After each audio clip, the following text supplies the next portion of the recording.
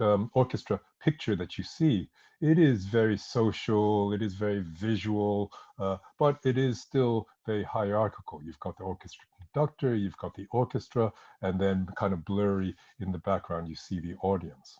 Well, for Christopher Small, all these different ways of engaging with music, whether you're leading an ensemble, whether you're playing an instrument, or whether you're enjoying a concert, they're all equally valid ways of engaging with music.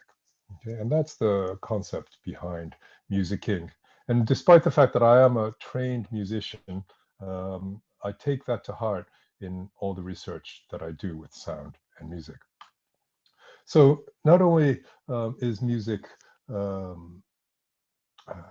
non-sonic uniquely, but for me, the other aspect is that music is highly visceral. Okay, and my own practice has to do with music and the body. But more generally, I think that music does create experiences, okay? Experiences that engage our bodies. And in that sense, it is phenomenological, okay? And now we're starting to get to certain words that we might use in HCI research, okay? And I'm getting to those words through my practice of music. And by shining a sort of a musical perspective onto these words like phenomenology and about experience, okay, and about embodiment, I hope that perhaps for those of you not doing music research, you might be able to take away some insight transposed over from musical practice. Okay. So then to set up what I'm going to talk about, I'm just going to state that music is supersonic in that it's more than just sound, super and sonic, right?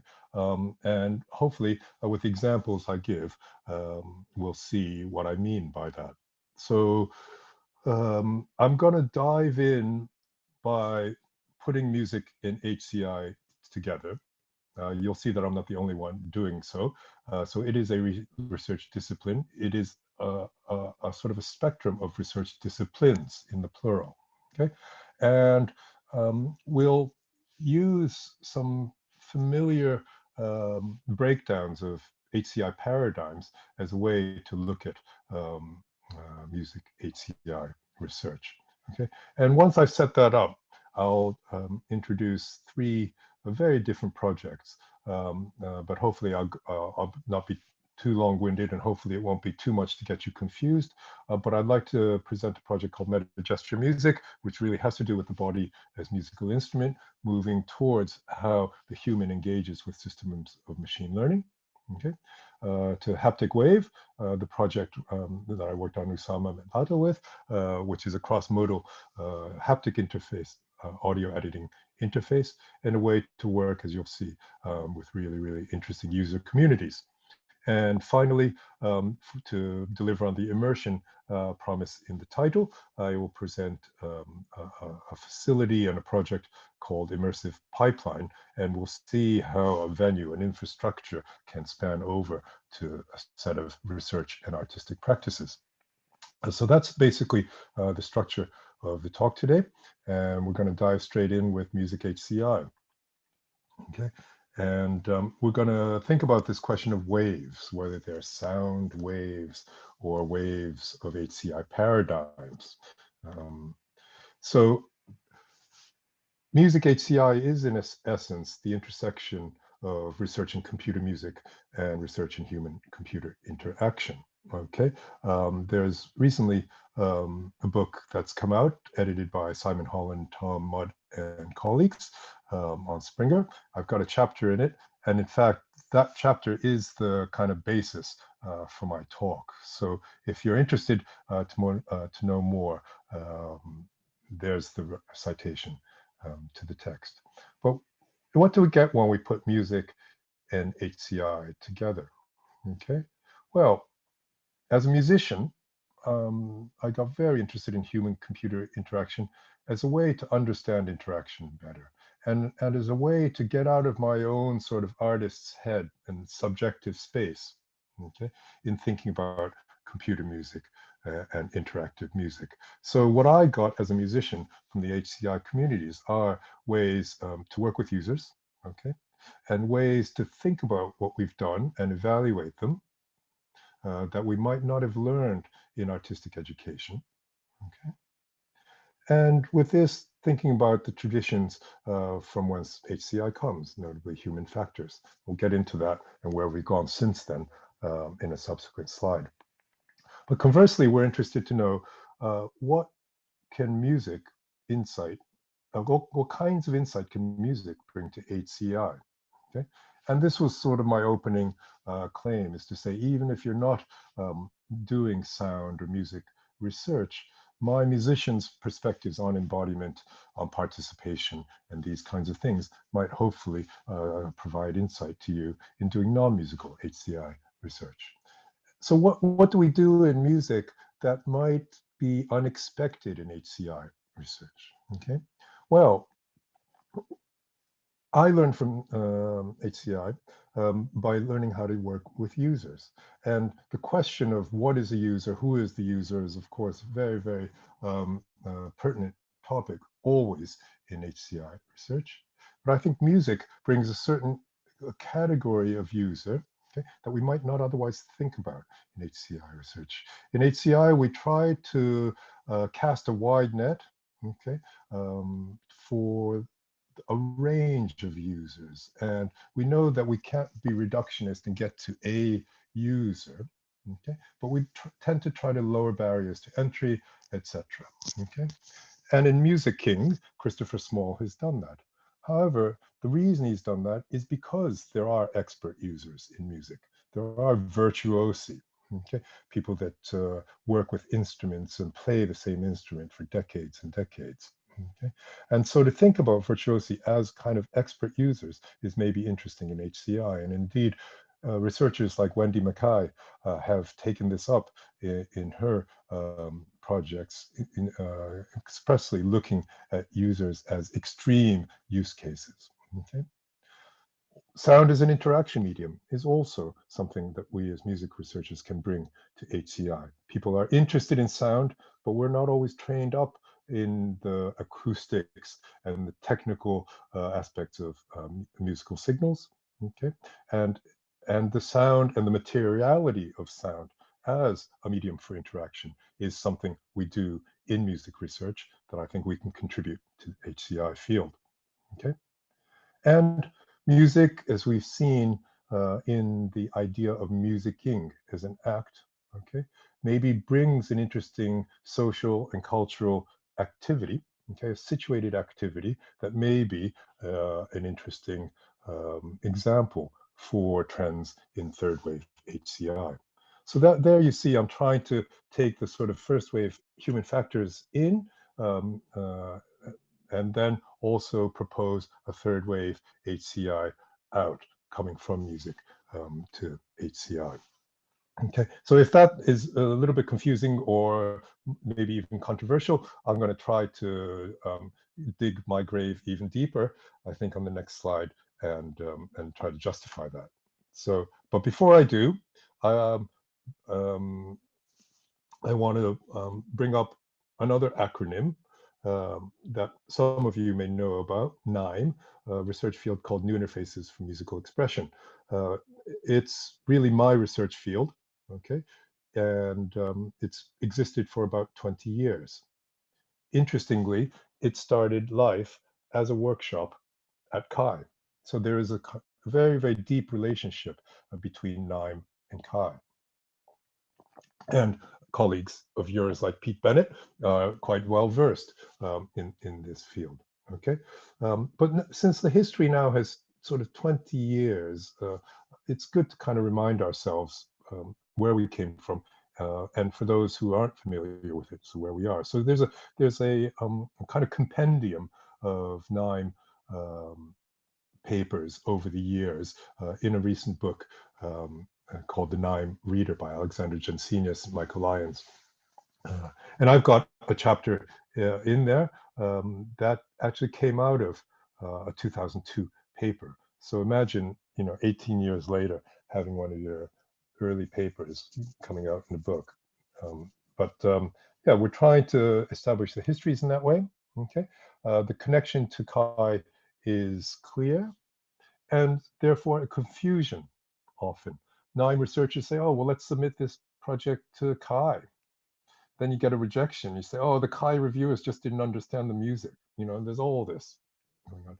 So then the question arises, is music HCI, as I presented it, the same as NIME? Is NIME, in fact, just another word for music HCI? Well, not quite, okay? Inasmuch as music research does benefit from HCI methods, okay, its actual goals are in the title. We're making new interfaces for music. We're making new digital musical instrument systems, okay? And once again, the question of user will come up, but the actual goals in a NIME project really might be different in that we're making music systems. We're making music systems for people who engage with music, for musicers. In some cases, this kind of research might have an audience in NIME, but it's not automatic, okay? And so for me, they are two related but distinct research fields. So now here we go with the paradigms of HCI. Again, almost getting historical, these debates, perhaps even textbook. I don't know if people learn this in HCI studies or just pick it up along the way.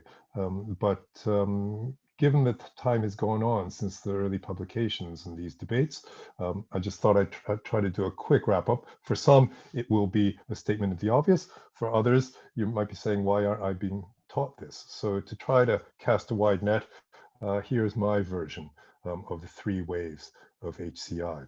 Okay, so historically, HCI does come out of an engineering discipline where human factors research was the driving force. And so we can say that there are formal methods and that first wave HCI follows a cognitive science paradigm. Okay, and this is where test, performance, evaluation, etc. are important. Always a very, very important part of HCI research, and we see themes in CHI that follow this.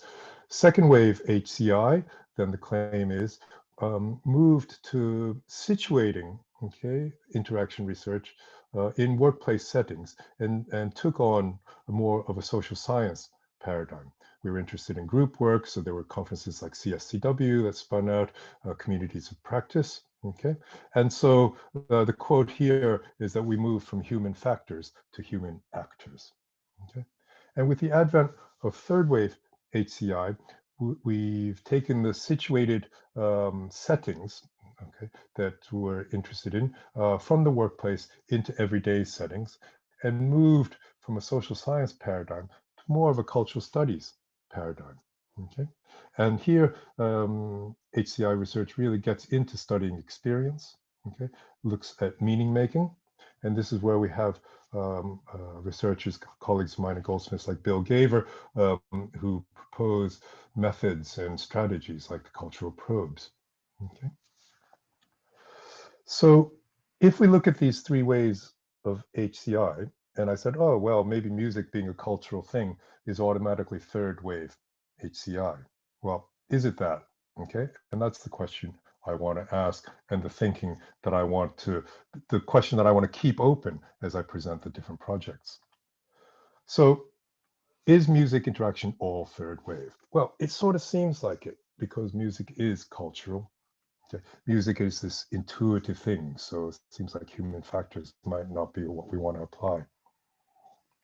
But if you study music, or if you play a musical instrument, or you think about music notation, you actually realize that music is highly systematic.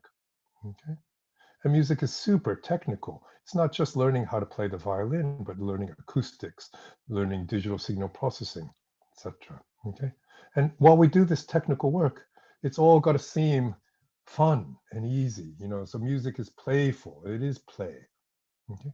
But the play of music is actually work, okay? So these really interesting binarisms start to come out. And music is personal, it is subjective. At the same time, we say it's a shared experience, it's social.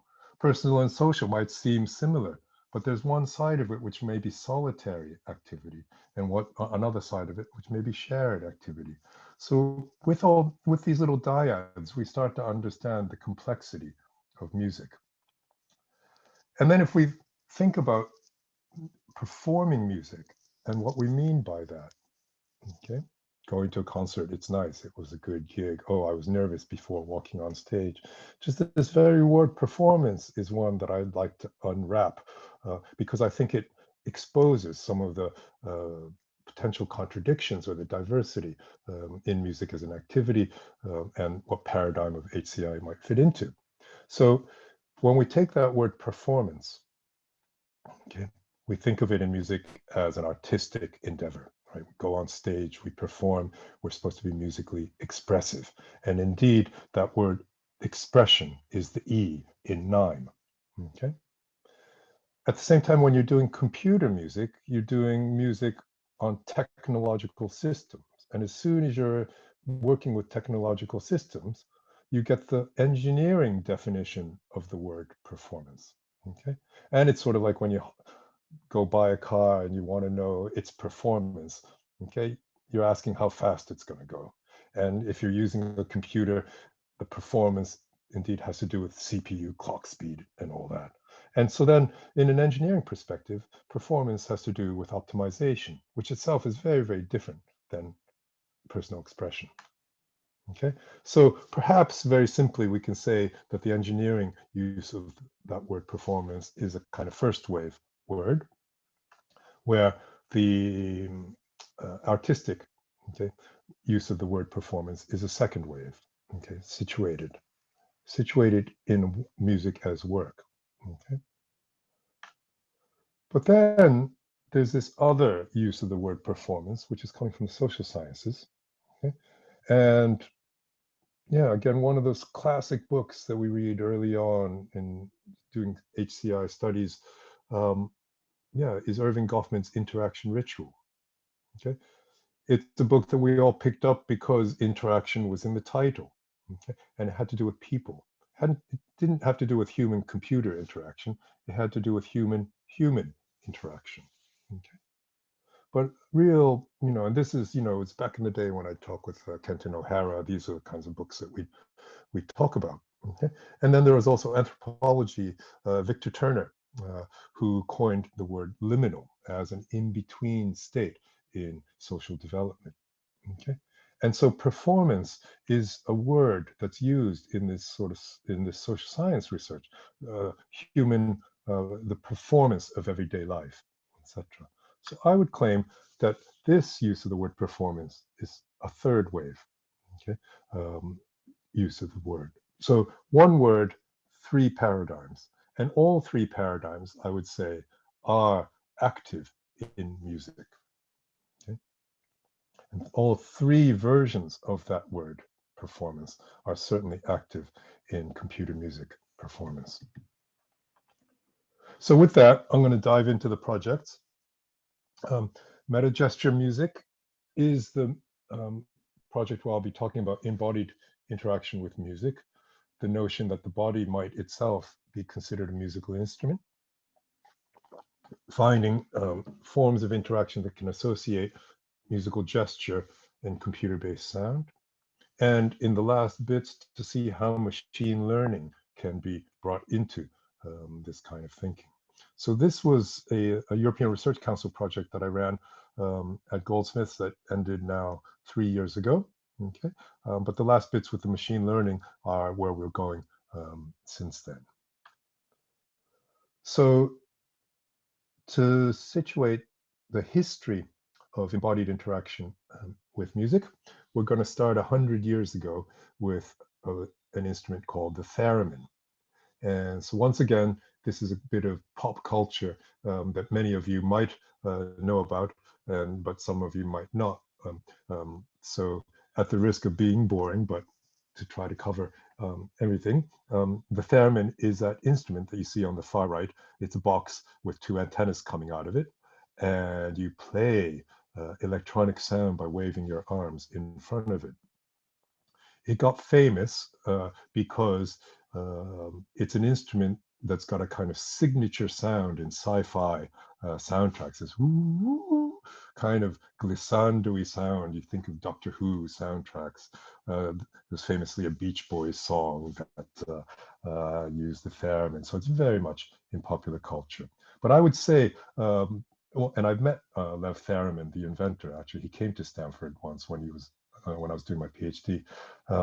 So there is a lineage here. And so I would say that Lev Theremin created one of the early forms of embodied musical interaction.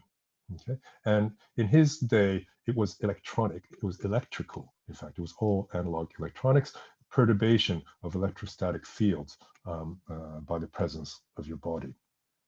If we fast forward to the 60s, the American composer Alvin Lucier did the first brainwave music piece called Music for Solo Performer, where he sits on stage with a bunch of electrodes on his head, and where his brain activity, okay, is picked up by the box on the right and activates electromagnetic actuators that trigger off percussion sounds that are distributed in the concert space. So brain activity sets off resonances, okay, that activate cymbals and drums and so forth. And so this is a first example of using the EEG signal, okay, to create music. And today we've got all sorts of consumer devices to do BCI, brain-computer interaction. But in music, there we were over half century ago, starting to play with the idea of body physiology, okay, entering into the musical instrument system. And then if we move into the 80s and 90s, we take a composer and performer like Laetitia Tsunami, who gave the keynote at NIME 2014 in London when we hosted it at Goldsmiths. She's built musical instruments using sensors like the Lady's Glove in the 1990s in studios like Stein, the Studio for Electro-Instrumental Music in Amsterdam. Okay, so that looks like maybe a prototype virtual reality glove and so forth. So once again, musicians were very early in that space, okay, making virtual musical instruments, okay, interfacing then sensors to computer music systems. So this is the tradition in which, yeah, I came up. And what I do is work with body physiology, kind of like Alvin Lucier, but not from the brain, but in more volitional gestures, a little bit like Laetitia arm gestures, but where I pick up electromyogram signals, the neuron impulses from muscle contraction in musical performance. Okay. And we've seen EMG used in HCI applications. Okay. There was some research at Microsoft Research in Seattle going on back in the day, and EMG papers come up from time to time in CHI. Okay. But I'm interested in using this on stage for music, okay, and to think about, does that create a new musical instrument, a digital musical instrument, where in the absence of manipulating a physical object, like a piece of wood, like the violin, then is it a virtual instrument, or does the body itself become the musical instrument? Okay, by making gestures in thin air, I'm interfacing the bioelectrical signal of muscle contraction to articulating computer-generated sound. So is it a new musical instrument? Is it the body as a musical instrument? Or can we use interfaces for electromyogram pickup, okay, to extend traditional instruments? And so there, down below, we see Don Williams, pianist, okay, performing a piece of mine called Suspensions, where we've got an electromyogram device, in fact, a consumer device called the Myo, picking up her pianistic gestures, allowing her, after playing a note on the piano, to tense her muscle and to capture that sustaining piano note through live sampling, hold it and shape it. And so this allows the pianist, who otherwise is used to playing what technically is a percussion instrument, an instrument that makes sound when you push down on the key, okay, to have a kind of sustained pedal or a way to articulate the sound electronically after lifting up from the key. Okay.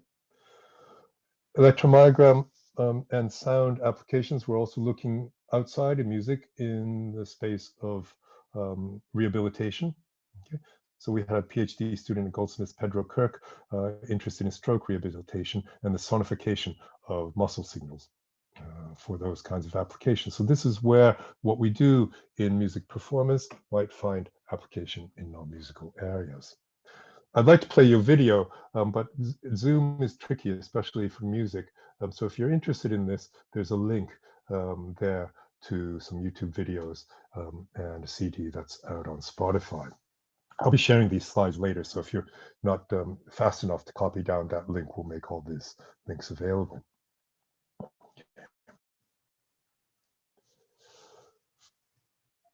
So in muscle interaction, the body provides intention, okay, and a kind of inverse latency. Because most sensor systems, we're trying to figure out how quickly does it pick up, if it's a motion capture system, okay, if it's a Microsoft Kinect, what is the delay of the system? When the body is generating a signal for interaction, it's actually the reverse, because a brain command to tense the muscle comes before the resulting motion, okay? So we start to get a very, very interesting signal for interaction, okay, that's coming directly from the body. And these are some of the publications that we've done over the years. Okay. But in terms of design and interaction design, we have to think them in terms of what the body does and the kinds of gestures we make. And here we turn to strategies like LABAN movement analysis as design methods, thinking about the body movement in a kinesphere. Okay, so here I'm trying to think not in a Cartesian way of X, Y, and Z, but in spheres of effort and flow. Okay, and this allows us then perhaps to use the electromyogram to design gestures that may look different by different users and may be picked up differently by a motion capture system that's dealing with Cartesian coordinate system.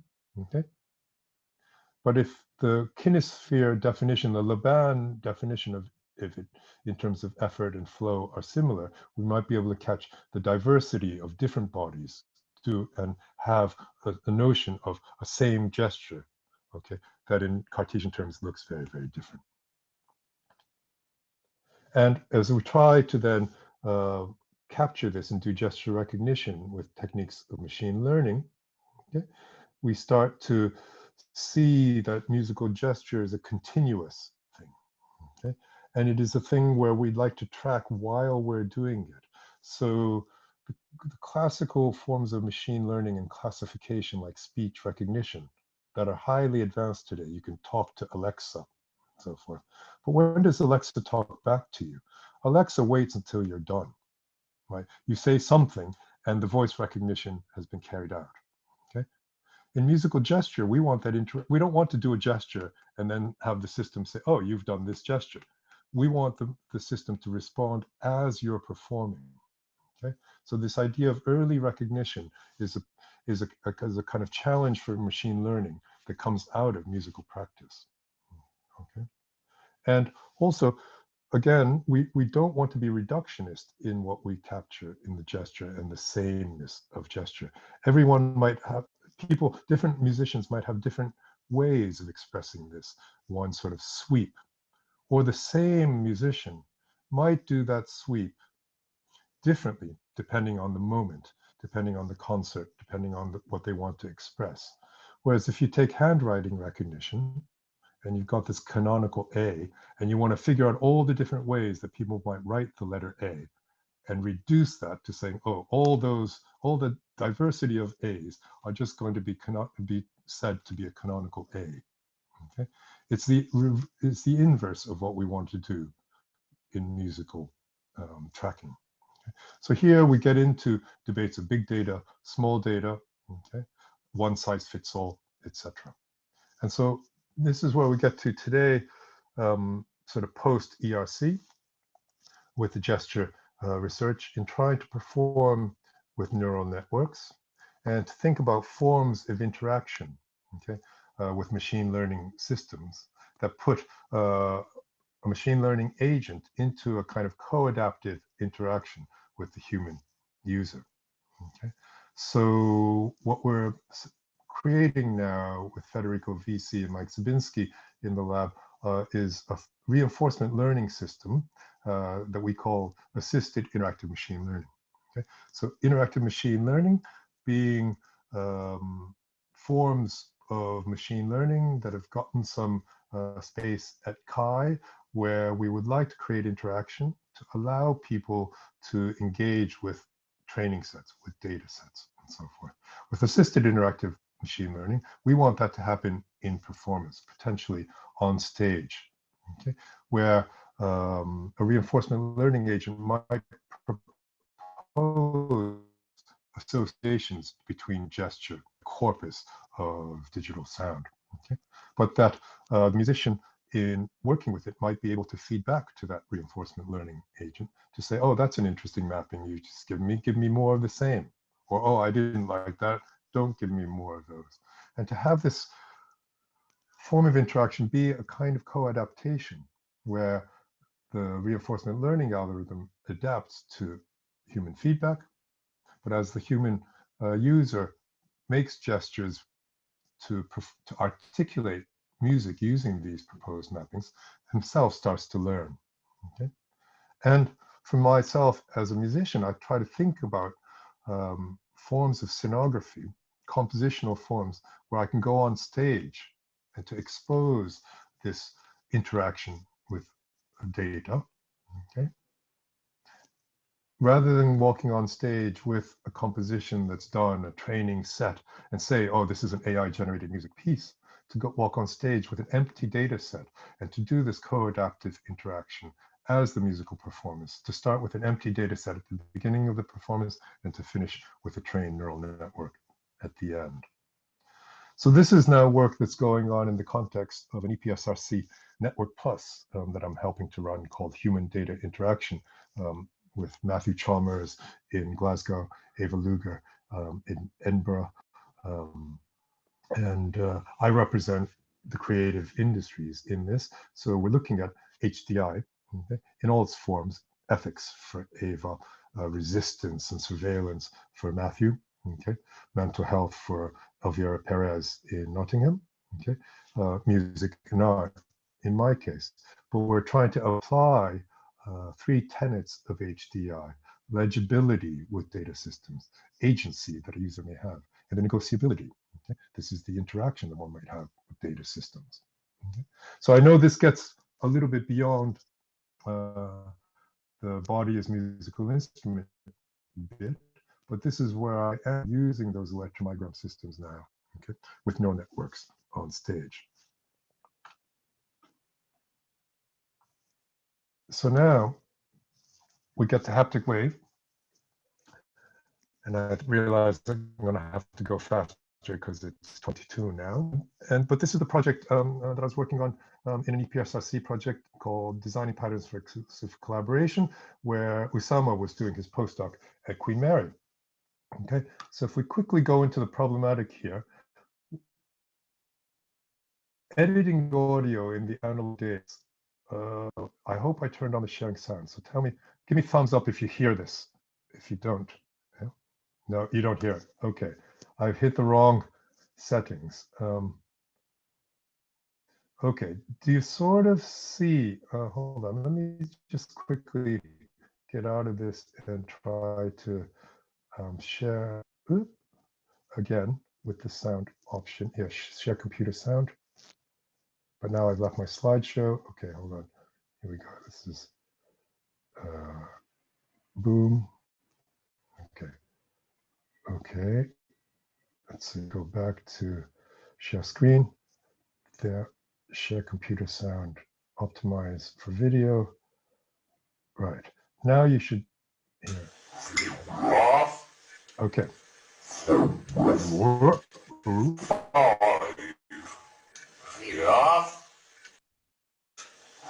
Okay, so in the analog days, editing audio was very tactile, and we would scrub through sound, okay? But in the digital graphical user interface, okay, we've got a graphic user interface with a waveform, a visual waveform. But what if you're blind? Okay, so with DPIC, we were working with visually impaired users. They use screen readers. And if you try to use a screen reader with this kind of interface, here's what you get. Voiceover on peak, La7, Bark WAV window, expanded disclosure triangle.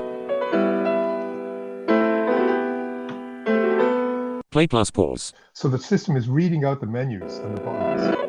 It doesn't know how to read. You are currently on a disclosure triangle. To expand or collapse the contents of this item, press Control, Option, Space, DSP menu, Audio menu 13 items, Action menu 24 items. Action menu 24 items. By that time you're going crazy because it hasn't read out to you the Bach. You can hear it, okay? But there's a kind of modal mash up, a modal clash, where the screen reader is using the sound medium, okay, to give you the interface, while the sound medium is the very content you're trying to edit. Okay, so for a visually impaired user, this is not ideal. So with Usama there, who you see there in the researchers panel, we worked with a group of 11 visually impaired users and who are professional musicians and audio producers who have to get work done. Okay, and we engaged with some DIY hackers who helped us to build some prototypes, and went through a classic user-centered design cycle of workshopping, scoping, making prototyping. Okay. And we built a kind of, going from a kind of lo-fi prototype that you see there, an old scanner bed that had been hacked to make with motorized sliders as a realization of a whiteboard drawing. Okay.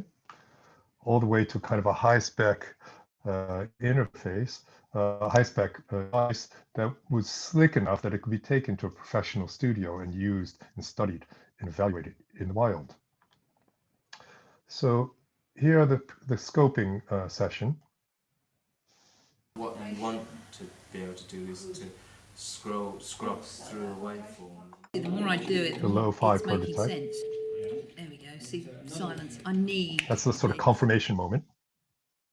In that getting to zeros crossing, I think that's the quickest I've ever done it ever. Because I'm feeling the tension, so I can feel on my forefinger the amplitude of the waveform moving up and down as I'm scrolling. Technology brought into Shadow We don't Sound have Studio. to say that we were in the news in America, but in that last clip, we had one of our users describing the system in his own words. Okay, and that to get to that point through material research, creating these prototypes, you know, this was a 3-year project. But applying the principles of digital musical instrument design and fabrication in an HCI project. Okay. What we want. Yeah, so there. Okay, so last bit, immersive pipeline. God, sorry, it's accelerating, but maybe we'll just give this a real quick turn. So this is interesting because it's dually funded EPSRC and HRC. So engineering, physical sciences for the facility, and then arts and humanities for the immersive experience side of things. So we built, thanks to the EPSRC funding, a place called the Sonics Immersive Media Labs as a kind of infrastructure for research in immersive media. Okay.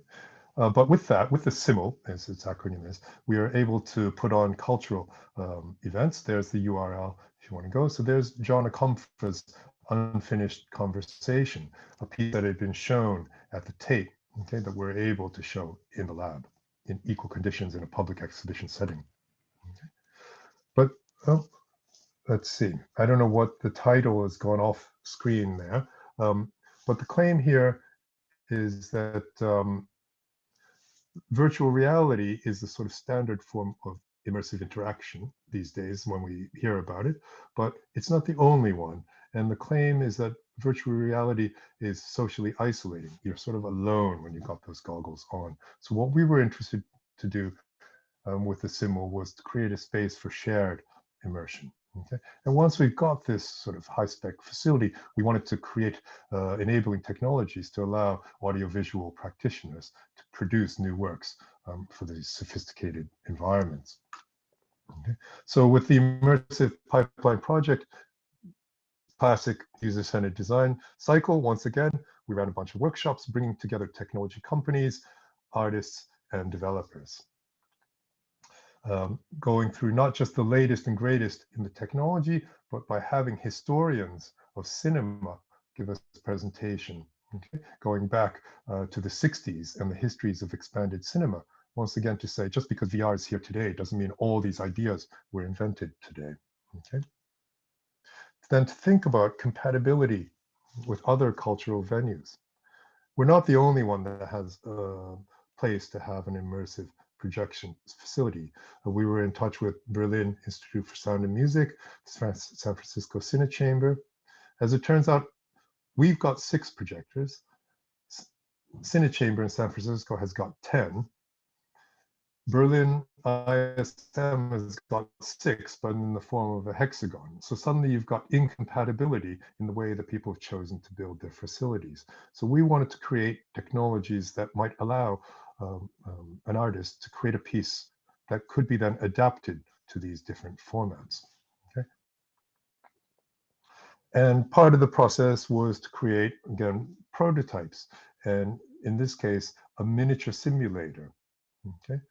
So here we're using Pico projectors to create a kind of a tiny Mama Shrunk the Simul space onto a tabletop. And this allows access to artists so that they can start to work and prototype at home without having to book time in our big high-spec space. And so with the immersive pipeline, yeah, we're very mindful of the fact that artists need access to these kinds of spaces in order to produce good work for them. Okay.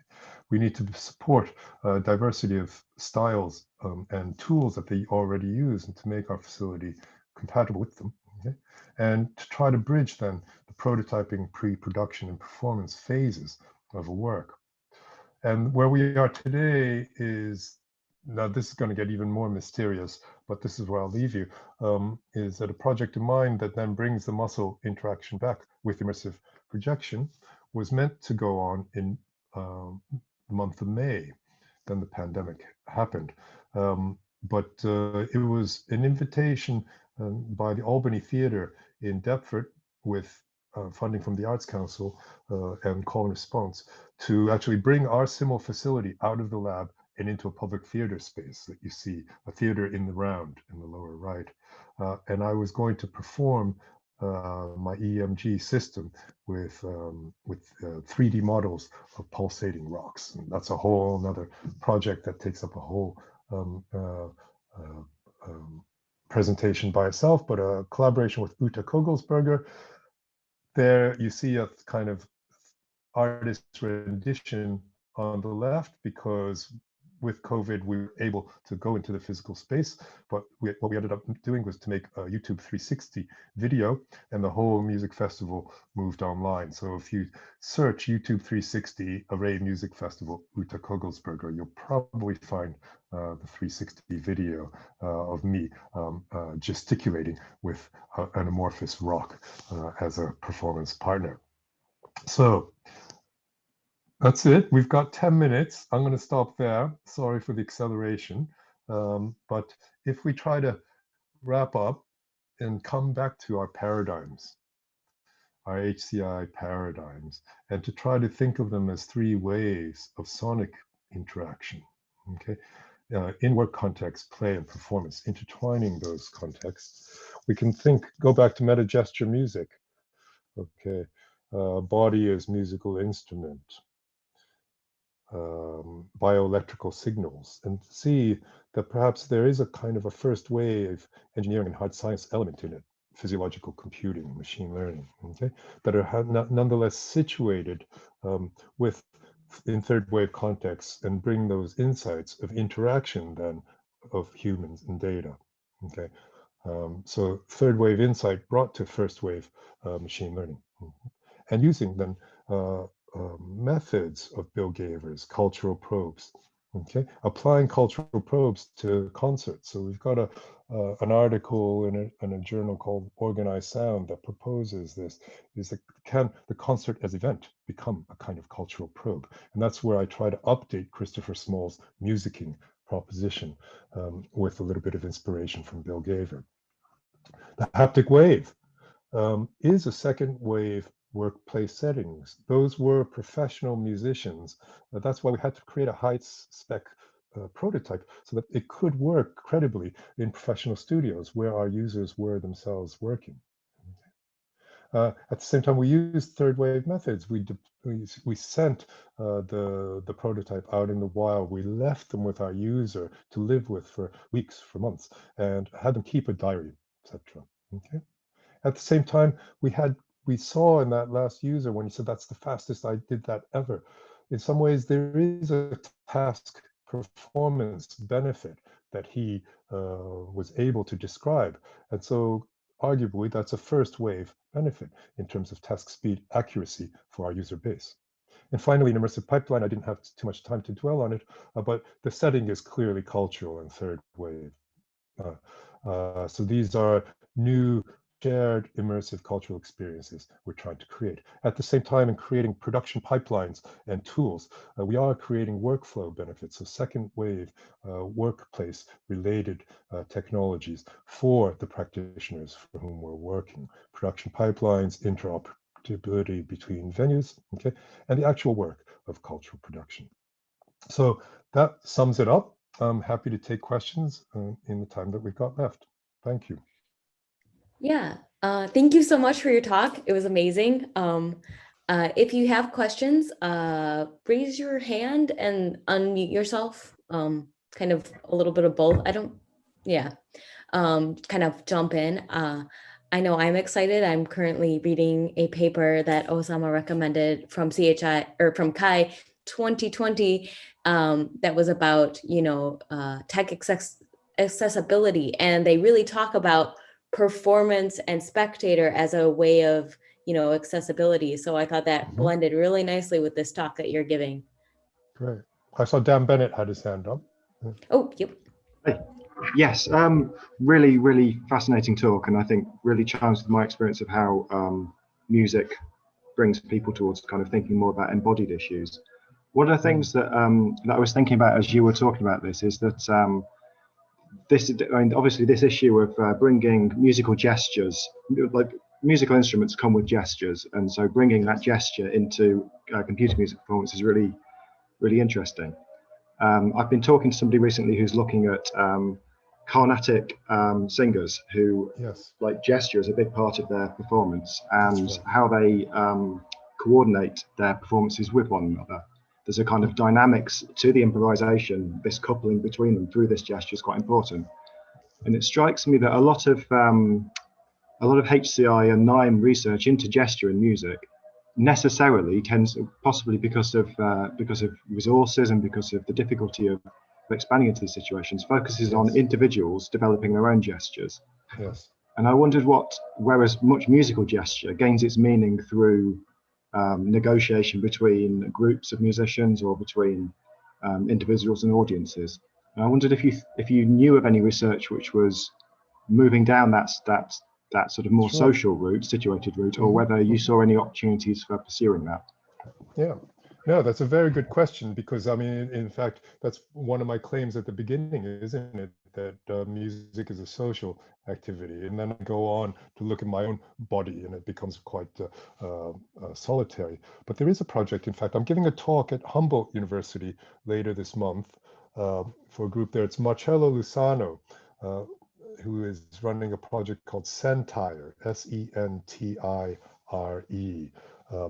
And my talk will be about intersubjectivity, actually. So this is quite an area that I've been quite interested in. I think that in Marcello's case, he's using, I think, Empatica sensors, Rosalind Picard's technology, to pick up two people making gesture, as I think you imagined, Dan. So this could be very relevant.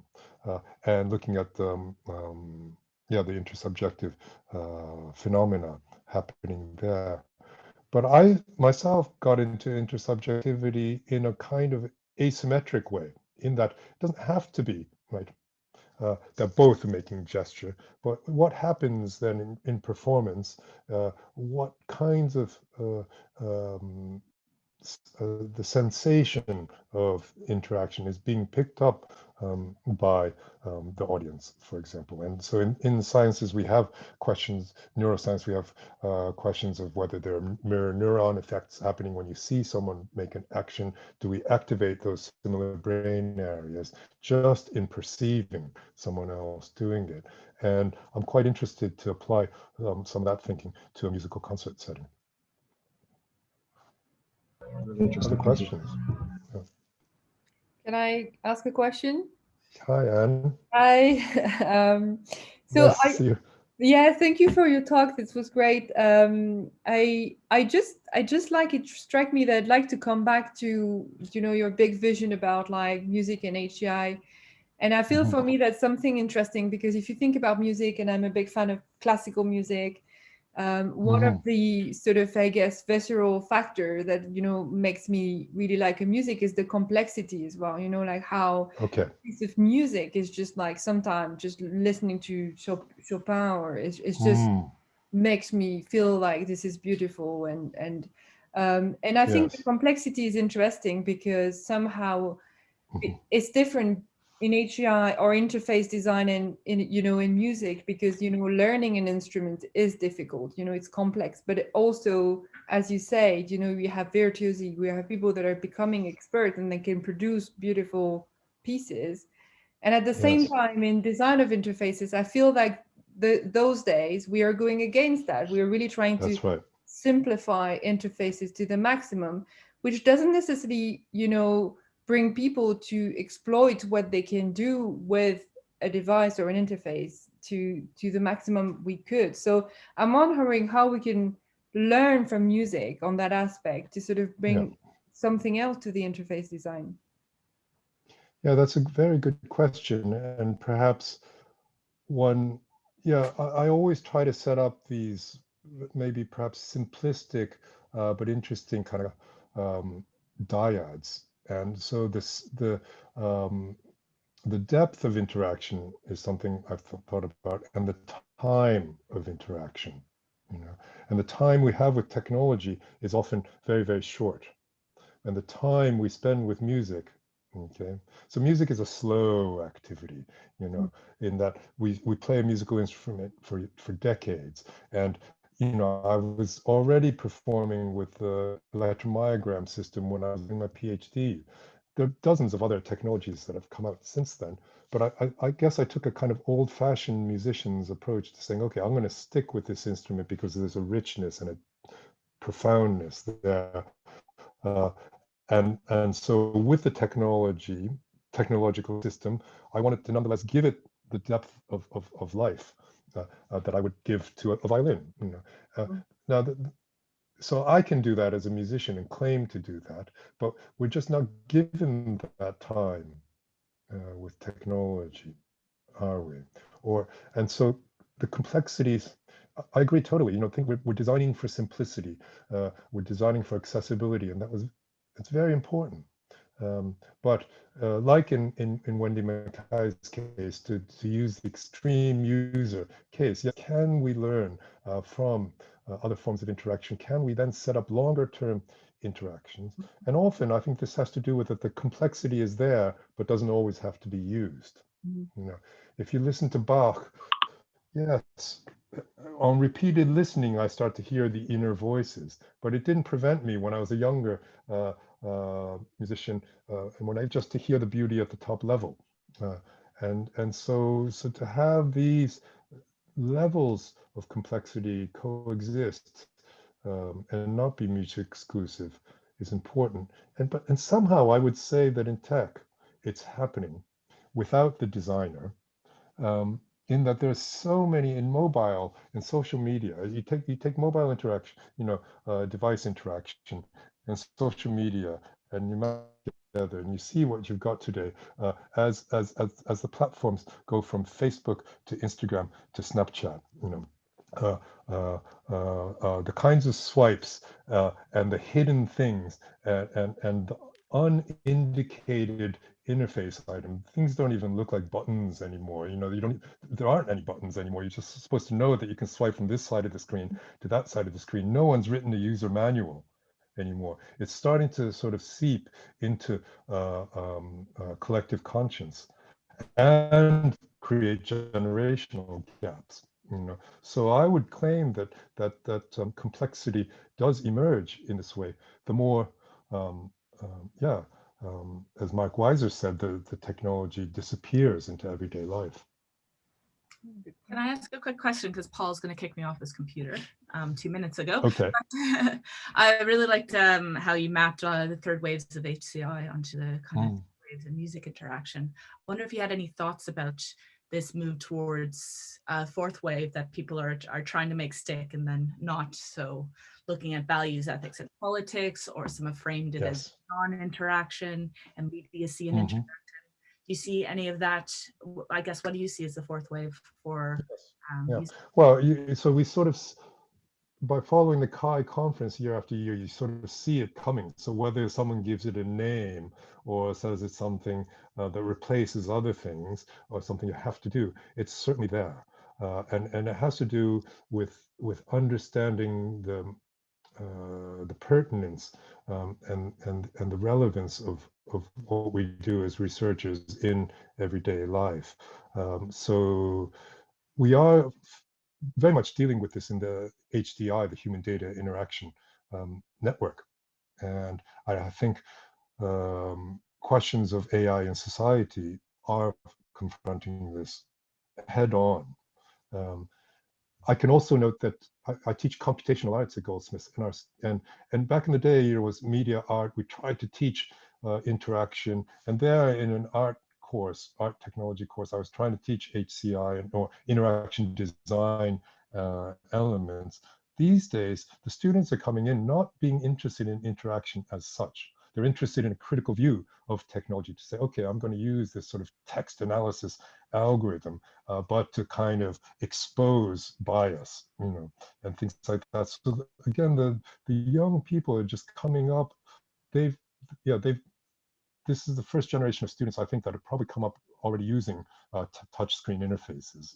So it's almost senseless to, maybe they need a bit of history, but I don't want to be pedantic and just teach them, okay, you do this and then you do that. They're coming with these sort of higher level interests, and so the fourth wave indeed it's naturally there, and it's a question of then how do we respond to it? Thank you. Okay, Usama, nice to see you. Very nice to see you, Atau. Thank you for coming. You made me quite nostalgic with all those pictures.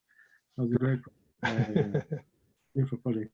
So I guess one of my questions is maybe related to the question of complexity that you answered your question. I really like this idea of what music teaches us in HCI, and the dedicated user, virtuosic user, the dimension of time becomes quite important. And if we think about special communities like, thinking about accessibility, thinking about visual impairment, we see things like sensory substitution devices. We really have dedicated users. We only start to really learn about the impact of the technology when people use it for 15 years, right? That's and right. Then we're trying to get some serious insights about that tech and what we can do. But I wonder, like, the kind of virtuosity, the kind of complexity that emerges from things like music, it's very open, it's very expressive. Like anybody, you pick the guitar, there's so many styles, for example. Whereas I get this with tech, it's very narrow. People become experts, but it's very functional. So getting from A to B is getting that done. And I wonder about this space. Is like what this space of appropriation. How can we somehow, what sort of things are we systematizing, and how do we systematize it so that we open up the space of interaction rather than narrow it down? Is that at all desirable, actually? And what are we supposed to be doing in this space? And I wonder whether you've had any thoughts about this, or you've come across examples where actually no, we can design for appropriation. It does open up the space. Designing for appropriation. Okay, so because your question, Usama, in some ways is related to Anne's question, but points out the difficulty of it or the challenges in it, and I think part of what might make it difficult is if we try to find one answer. This sort of question that there isn't a single answer or even a best way to do things. And so if we think about seeing kind of complex virtuosic interaction, well, yeah, I'm thinking about asymmetry again, because you don't have to know how to do it to appreciate it when you see it. You know? Now, I don't know if this helps in appropriation. And I'm really thinking on my feet here, so I haven't thought about this before, but this is why it's nice to come big to give a presentation and get into a conversation, right? So, well, appropriation itself is a tricky word, right? Because it can mean that things can be adopted, you know, but it also means that things can be co-opted, you know, and therefore slightly be exploited or twisted. And you know, in French you have that word récupérer. You know, so if something's recuperated, that means someone's taking it, using it for other ends somehow. And so in sort of appropriation, I think there's, yeah, I'm harping on words again, sort of like the way I tried to unpick the word performance. But what part of it is, you know, is it the complex interaction that you would like to transmit or share, to have adopted? If there's something going on, if it's appropriated, can it be used for other means? Maybe there's some aspect of sophisticated interaction that you might want to keep for yourself. You know, I mean, where might, you know, so I'm quite interested in the personal aspects of music, right? And so big data versus small data. What I do, the way I do a gesture, that's different than the way someone else does a gesture, so that there isn't a kind of a leveling or a reductionist thinking. But so then once you try to, and this then maps over to, okay, so celebrating diversity, okay, if we want to put it in contemporary social terms, but somewhere in between that, how do we imagine and design technologies to support these human dynamics? Then we're getting to the question, you know, so I think first is try to figure out how to pose the question, you know, is sort of what I'm trying to do here in front of you. But so I think Anne is right, that there is complexity that's there. Yes, this question of time is hugely important. And I think we run out of this in technology, because the next sort of bigger, faster CPU or computer comes out, there's sort of techno lust and people just want to move on to the next thing. So we don't have enough time with old technologies. And this is a kind of a capitalist pressure. And so, but if we're to give ourselves time, what does that look like? And we often run out of time in research, finishing a PhD, having our funding run out, and so forth. Pete. Yeah, so just that segues nicely into, I was going to ask about, following from time, one massive difference I find between NIME and CHI is that in NIME you can stand up and say, this is an instrument I've made and I've been using it for 15 years. Whereas in CHI, if you say, I've made this thing and the only person that's used it is me, it would never get in. Yes. So I wonder if you had any reflections on that and how we could maybe allow that a bit more in CHI type situations, that personal involvement in projects and not necessarily testing on a bunch of people. Yeah. The n, how big the number n is in your subjects, you know, and can it go down to 1? But I think the qualitative research kind of areas in CHI, the design, the RTD areas, and the user-centered design areas allow us to work rigorously with small groups. And I think, you know, Haptic Wave was 11 users over 3 years. So pretty, you know, probably too small to get statistically significant results, but certainly good enough for qualitative research. And not just to say qualitative research is easier or anything, but to do it rigorously and to do it properly. Well, it took those 3 years, it took time. And we did get a best paper award on that one. Yeah, n equals 1. Well, so I think I do both NIME papers and CHI papers, and I don't try to mix and match, you know. And I think, yeah, again, yeah, I keep coming back to Wendy Mackay, but her ERC project has to do with extreme user case. So I think she must have some insight, maybe some publications there. But I would like to get to this, okay, the personal, what's meaningful for one user is going to be different than what's meaningful for another user, and how can we design and create interactive systems that can support this diversity in small n size. That may be a way to frame that. Great, thanks. So I have to apologize. I'm gonna have to shoot off now. But yeah, we're getting towards quarter past. So I'll leave you to it. But thanks ever so much. And so, yeah, I'll leave you to it. Bye. See you. Yeah, I think maybe we should finish this. I think some people are. Yeah. They want to stay, but like that I think there are some other stuff going on after. So good. Well, thank you so much for your talk. This was great to see you. And real pleasure.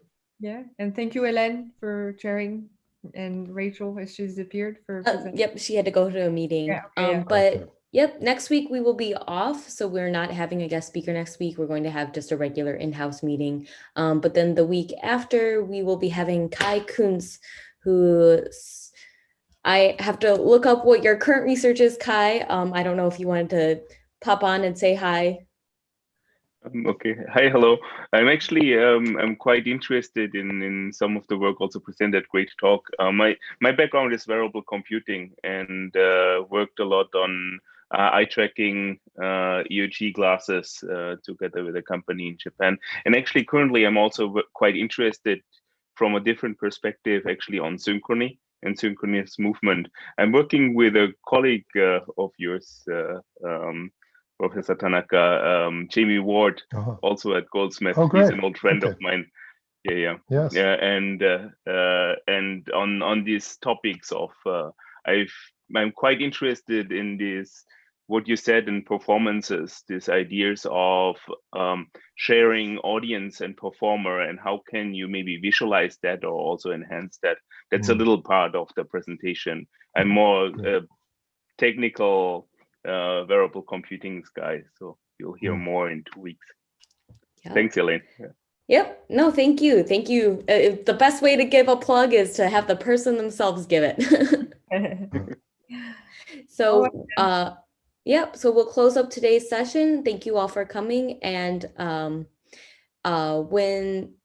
if Professor Tanaka, if you can send the files over, if you wanted to send your slides over, then we can distribute them. Sounds good. So, okay. Yeah. Thanks, everybody. Yeah, real pleasure. Bye. Hopefully a physical visit someday after the pandemic. Yeah. Yeah, definitely. Okay. Bye-bye.